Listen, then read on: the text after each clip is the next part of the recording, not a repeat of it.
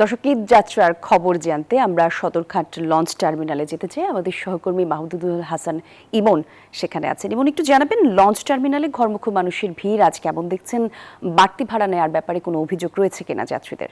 আমি সকাল থেকেই সদরঘাট লঞ্চ টার্মিনালে রয়েছি। এখানে বেলা যত গড়াচ্ছে আসলে মানুষের সমাগম ততই বাড়ছে।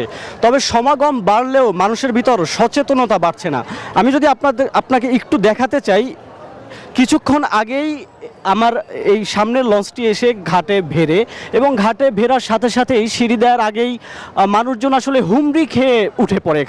এখানে আইনশৃঙ্খলা বাহিনীর তৎপরতা আমরা লক্ষ্য করেছি। তারা যাতে কেউ লঞ্চের বারান্দা থেকে না উঠতে পারে সেদিকে তারা আসলে তীক্ষ্ণ দৃষ্টি রাখলেও আসলে মানুষের এত ভিড়, মানুষের এত তাড়াহুড়া, যার কারণে তারা আসলে তাদেরকে দমিয়ে রাখতে মানে হিমশিম খেতে হচ্ছে তাদেরকে এক প্রকার।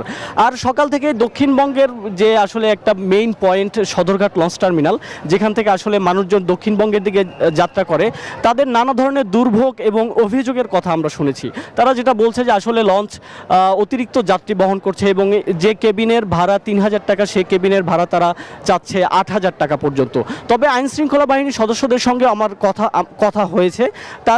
তারা যেটা বলছে যে আসলে এমন ধরনের কোনো ঘটনা তাদের নজরে এখনো আসেনি।